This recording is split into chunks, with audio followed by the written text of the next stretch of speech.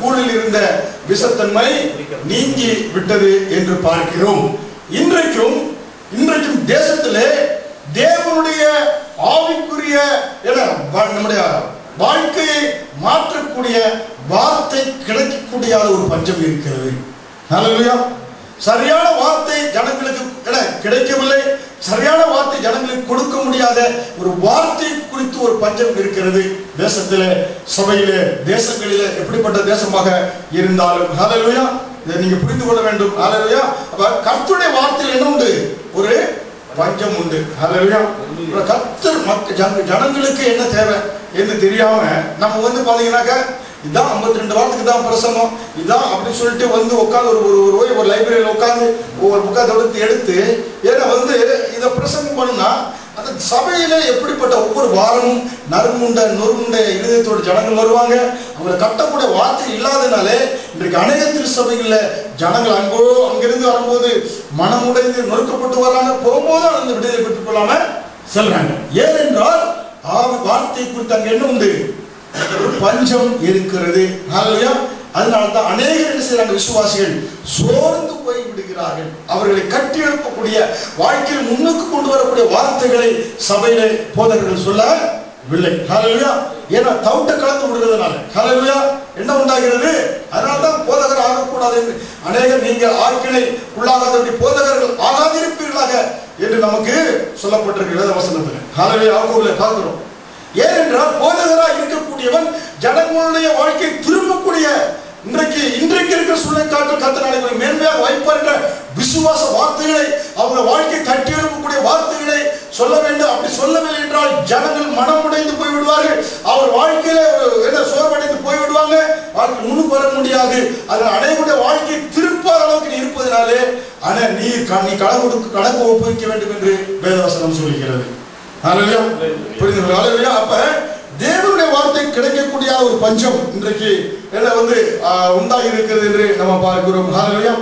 ஒருவேளை நம்ம கர்த்தருடைய வார்த்தை கேட்க வேண்டும் என்றால் புக்ஸ் வாங்கி படிக்கலாம். எத்தனை புக்குகள் மூலமாக கேட்கலாம், சிடிகள் மூலமாக, பிசிடிகள் மூலமாக தெரியலாம். ஆனால் அந்த வார்த்தைகள் எல்லாம் பார்க்கின்ற பொழுது நமக்கு அதில் ஆழமான நல்ல ஆவிக்குரிய சத்தியங்கள் இருக்கிறதா என்பதை நம்ம அலசி ஆராய்ந்து பார்க்க வேண்டும். ஏற்கனவே நான் சொன்ன பாருங்க, அநேகர் ஒரு சிலர் சொல்லுவாங்க இந்தாங்க நல்ல அந்த புக்கு படிங்க. ஆனால் புக்கு படிச்சு பார்த்தா அது என்ன இருக்காது? ஒரு சாராம்சமும் இருக்காது. நம்ம ஆவிக்குரிய வாழ்க்கை என்ன செய்யாது? தட்டி எழுப்புற விதத்தில் அது இருக்காது. ஏன்னா குறித்து அங்கே நமக்கு கண்டமினேஷனாக இருக்கும், நம்ம குற்றப்படுத்தக்கூடியதாக இருக்கும், சாபங்களை குறித்து சொல்லப்பட்டதா இருக்கும். சாபம் சொல்லப்பட்டதா இருந்தா அது வாழ்க்கையில முன்னுக்கு கொண்டு வர முடியாது. நம்ம பல விதத்துல செய்திகள் வருவதற்கு வழிகள் இருந்தாலும் எல்லாம் நம்முடைய ஆவிக்குரிய வாழ்க்கையை தட்டி எழுப்பக்கூடியதாக இருக்காது. ஹல்லேலூயா. அப்படிப்பட்ட புத்தகங்களை என்ன செய்ய முடியும்? நம்ம எடுத்து பெஞ்ச் ஆடிச்சுன்னா ஒரு பக்கம் சப்போர்ட்டுக்கு தான் வைக்க முடியும். அது நம்ம வாழ்க்கையை தட்டி எழுப்ப முடியாது. ஹல்லேலூயா. பெஞ்சை ஸ்ட்ராங் பண்ணாத வாழ்க்கையை ஸ்ட்ராங் பண்ணுவதற்கு புத்தகத்தை பயன்படுத்த முடியாது. ஹல்லேலூயா. அப்ப நாம் போதகராக இருக்கக்கூடிய நானும் உங்களுக்கு ஆவிக்குரிய உணவை கொடுக்க வேண்டும் என்றால் நான் ஆவிக்குரிய தாகத்தோடு இருந்து பல இடங்களில் இருந்து இந்த சோர்சஸ் எங்கெங்க இருக்கிறதோ அதெல்லாம் நான் 7 நாட்களும் வாரத்தில் 6 நாட்களும் அதை நான் பெற்றுக்கொள்வதனாலே அந்த ஆவிக்குரிய ஆகாரத்தை உண்டு கொள்வதனால தான் உங்களுக்கு நான் வார்த்தையில் கொடுக்க முடியதாக இருக்கிறேன்.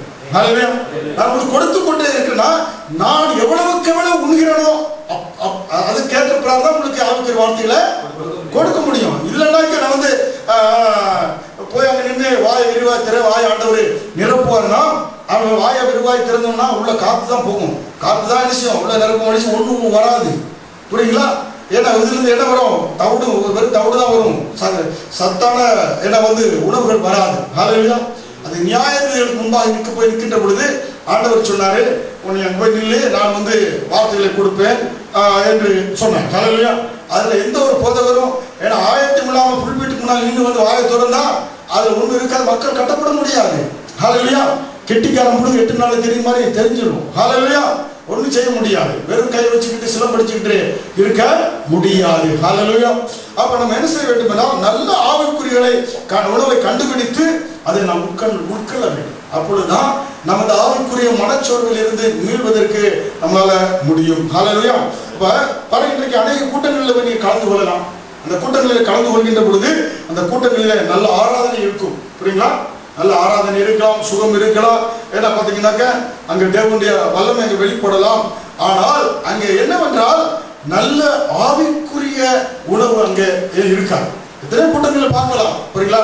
டான்ஸ் ஆடுவாங்க, ஏன்னா எல்லா காரியங்களும் இருக்கும், ஏன்னா காரியம். ஆனால் அங்கே ஒரு குறை என்றால் கர்த்தருடைய வார்த்தை போதுமான அளவிற்கு அங்கே போதிக்கப்படாமல் இருப்பதினாலே அங்கு ஒரு குறைவு உண்டு. நல்ல ஜனங்கள் அற்புதங்களே தேடிக்கொண்டிருப்பாங்க, தீர்க்கதரிசி வார்த்தைகளை தேடிக்கொண்டிருப்பாங்க, வார்த்தையை பலப்பட மாட்டாங்க. ஹல்லேலூயா. ஏன்னா அந்த தீர்க்கதரிசி இன்னைக்கு இருப்பாரு, ஒரு வாரம் இருப்பாரு, இல்லை ஒரு மாசம் இருப்பாரு, அவர் வெளியூர் போயிட்டாருனாங்க, அவர் போன பிறகு இந்த ஜனங்கள் நமக்கு யாரா தீர்க்கதரிசி சொல்லுவாங்கன்ட்டு என்ன செஞ்சிருவாங்க?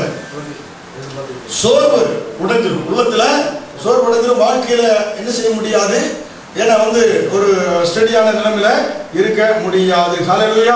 இதை நம்ம தெரிந்து கொள்ள வேண்டியது மிக முக்கியமாக இருக்கிறது. ஏனென்றால் பார்த்தீங்கன்னாக்க ஒரு இடத்துக்கு செல்கிறோம், ஒரு ஹோட்டலில் போய் சாப்பிட்றோம் வச்சுக்கிட்டாங்கனாக்க இங்கே சாப்பிடுறோம். ஆனால் இதை காட்டிலும் இன்னொன்று நல்ல ருசியாக இருந்துச்சுனாக்க அந்த ஹோட்டலில் என்ன செய்கிறோம்? சாப்பிட போகிறோம். இல்லை வீட்டிலே நன்றாக சமைச்சு கொடுக்குன்றாங்க, நல்ல வெஜிடேரியன் சாப்பிட்டா ஒரு நாள் அசைவம் கொடுத்தானாக்கா நல்லா இருக்கு, எல்லா நாளும் அசைவம் கிடைக்குமா அப்படி மாதிரி தோணும். இல்லைனாக்க பிரியாணி கொடுக்குறாங்க, பிரியாணினா இதை காட்டிலும் நல்ல ஒரு புஃபெட் உணவு இருந்துச்சுன்னா அந்த உணவை என்ன செய்யறாங்க ஜனங்கள் தேட ஆரம்பிக்கிறார்கள். ஹல்லேலூயா. அதே போல நம்முடைய வாழ்க்கையிலே நன்றான ஒரு ஆவிக்குரிய உணவு நமக்கு மிக மிக அவசியமாக இருக்கிறது. சில வேளைகளிலே கொடுக்கப்படக்கூடிய இந்த ஆவிக்குரிய வார்த்தை போதுமானதாக நமக்கு இல்லை, வாழ்க்கையை மாற்றக்கூடியதாக கிடையாது. அதனால தான் நம்ம அநேக வேளைகளில் தடுமாறி விடுகிறோம். ஞாயிற்றுக்கிழமை ஆலயத்துக்கு வருகிறோம், ஆனால் ஆலயத்துக்கு வருகின்ற பொழுது அந்த ஆலயத்திலே உங்களுடைய வாழ்க்கையை தட்டி எடுக்கக்கூடிய வார்த்தைகளை கொடுக்க வேண்டும், என கேட்க வேண்டும். அப்பொழுது நம்ம வாழ்க்கை மாறக்கூடியதாக இருக்கிறது என்று நாம் பார்க்கிறோம். ஹல்லேலூயா. முக்கியமாக இன்றைக்கு திருச்சபைகளிலே லீகலிசம் அதிகமாக போதிக்கப்படுகிறது, சட்ட திட்டங்கள். ஹல்லேலூயா. ஐயோ கொஞ்சம் ஏதாச்சும் ஐயோ உலகம் வந்துருச்சு, கொஞ்சம் கலர் ட்ரெஸ் போட்டானா உலகம் வந்துருச்சு, என்ன வந்துருச்சு? உலகம் வந்துருச்சு அப்படிங்கிறது. ஹல்லேலூயா. கொஞ்சம் மனைவியோட சந்தோஷம் இருந்தா, ஏன்னா மனைவியோட அதிகமாக அன்பை செலுத்தாது, சொந்த மனைவியோட சொந்த பிள்ளைகளோட அன்பை அதிகமாக செலுத்தாதே.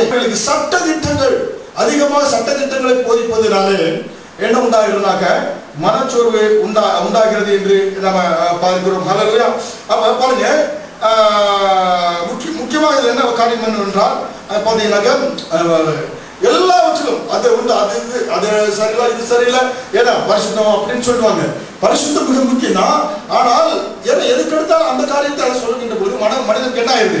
ஒரு ட்ரெஸ் போட்டா கூட பரிசுத்த குலைச்சல் என்று சொன்னால் மனதில் என்ன உண்டாகிறது? சோர்வு உண்டாகிறது. ஹல்லேலூயா. சில வேளையில பாருங்க, நம்ம விசுவாசிகளை நம்ம என்ன செய்யறோம், நல்ல ஃப்ரீயா இருக்கிற நேரம் நல்ல ஒரு ரெஸ்டாரண்ட்டை போய் பார்த்து சாப்பிடுகிறோம். ஆனால் ஒரு டிராவல் பண்ணிட்டு இருக்கீங்க, ஒரு அவசரமாக போய் கொண்டு இருக்கிறீங்க, அவசரமான நேரத்தில் என்ன செய்கிறீங்கன்னாக்கா நீங்கள் போய் கொண்டு இருக்கின்ற பொழுது அந்த ரோட்டு ஓரத்தில் எது இருக்குதோ அதை என்ன செய்கிறோம்? சாப்பிட்றோம். அது டிராவலில் போயிட்டு இருந்தா அங்கே மோட்டர் எதாக இருந்தாலும் அது சுத்தமாக இருக்குதோ இல்லையோ அவன் சாப்பிட்றோம், புரியுங்களா? இல்லை ரோட்டு ஓரத்தில் இருந்துச்சுன்னா பாருங்க சாப்பிட்றோம். முதல்ல அவன் கொண்டு வந்து வைக்கிறான் பாருங்க, அதே அவனை பார்த்தாலே என்ன செய்ய முடியாது, சாப்பிட முடியாது, புரியுங்களா? ஏன்னா அவன் அதுக்காட்டி நீங்கள் அந்த ஹோட்டலுக்குள்ள போனா அந்த தோசைக்கு என்ன ஏதோ போடுவான், இவனுடைய வேர்வை வலிச்சுதான் போடும். ஹல்லேலூயா. இன்னும் இல்லை, ஒரு 10 கடை தள்ளி போய் பாருங்க, சாந்தி கடையில் போய் பாருங்க, அந்த தோசைக்கு விளக்குமாறு வச்சு கூட்டிட்டு இருக்கான், அதெல்லாம் பார்க்கலாம், புரியுங்களா? இங்கே கூட்டிக்கிறது அங்கேயும் கூட்டிக்கிறது இல்லை. ஹல்லேலூயா. கீழே மேலேயும் கூட்டிக்கிறது விளக்கமாறு, புரியுங்களா? விளக்கமாறு வச்சு கூட்டி அது தோசையை போடுறாங்க, புரியுங்களா? அப்போ பாருங்க என்னன்னாக்க நமக்கு அப்படிப்பட்ட அந்த ஹோட்டலில் சாப்பிடுறோம், அவசரத்துக்கு வழியில் சொல்லி சாப்பிடுகிறோம். ரோட்டு சாப்பிடும் போது ரோட்ல அப்படி கூடியாக பஸ் போகுது, காரில் போகுது, லாரி போகுது, அந்த லாரி என்ன செய்கிறது? அதோட டஸ்டும் புளிதெல்லாம் உழுகிறது. ஆனா அவங்களுக்கு என்ன சொல்றா? ருசியான உணவு சொல்லிட்டு அதுல 2-3 சட்னியை போடுறாங்க. இந்த டஸ்ட் அதுல போறதுனால உங்களுக்கு தெரியல, நீங்க வாட்டி சாப்பிடுறீங்க, அப்புறம் வீட்டுக்கு வந்தோடனே வயிற்று உபாதை வருகிறது. ஹல்லேலூயா. இப்படியாக நம்ம சாப்பிடும் போது ஏதாவது சில டஸ்ட் மற்ற எல்லாம் போச்சுன்னா சரீரத்துக்கு உபாதை கொண்டு வருவது போல ஆவிக்குரிய வாழ்க்கையிலே தவறான உபதேசங்கள் நம்முடைய வாழ்க்கையில ஆவிக்குரிய மனச்சோர்வை கொண்டு வரக்கூடியதாக இருக்கிறது. ஹல்லேலூயா.